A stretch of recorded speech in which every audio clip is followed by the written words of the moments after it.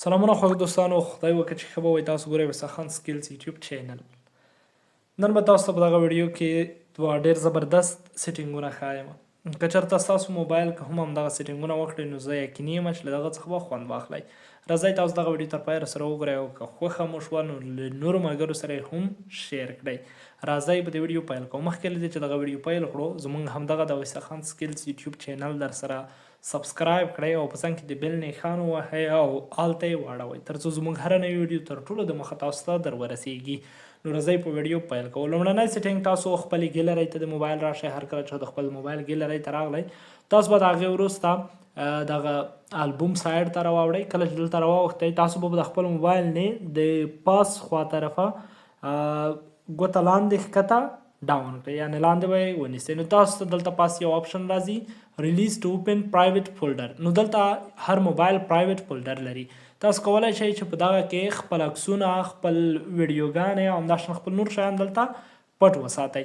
تاسو به د دې خلاص به چې تاسو د پلیر سټور څخه کوم کوډ راکوز کړئ، خپل شیان پکې پټ کړئ، یا د بل ځای څخه کوم کوډ یا څه راواخلئ چې تاسو خپل شیان پکې پټ کړئ. دلته تاسو کولی شئ چې خپل شخصي ډاټا ټوله دلته پټه کړئ. تاسو یې کولی شئ چې دلته یې خپله هایډ کړئ. دا د موبایل یو سیستم دی. بل سیټینګ دی، را به شئ تاسو خپل د موبایل اوکې ته. کله چې د موبایل اوکې ته راغلی دلته د پاس سر کې 3 ډاټس ګورئ، په دې باندې به کلیک وکړئ. دلته د سیټینګز ګورئ، په دې باندې به کلیک وکړئ. دلته به لاندې راشئ کالر آی ډي اناونسمنټ په پیدا کړئ. کله مو چې دغه پیدا کړ په دې باندې به کلیک وکړئ. کله مو چې په دې باندې کلیک وکړ د پاس ځای کې آی ډي ګورئ، په دې باندې به کلیک وکړئ. کله مو چې دلته کلیک وکړ دلته 3 آپشنه راځي. یو اونلی وین یوزینګ هیډست او بل آلویز ته به تاسو واړوئ. لاندې تاسو ته وایي د کالرز نیم، هغه څوک چې زنګ درته کوي د هغه نوم ان نمبرز او نمبر ویل بی ریډ، دا به ولوستل شي اوټ لاوډ په لوړ اواز سره فن انکمینګ کالز د زنګ د راتلو سره. یعنې کله چې تاسو ته یو څوک زنګ وکړي نو د هغه کس نوم به تاسو ته اخلي، چې دا ډېر زبردسته سیټینګ دی.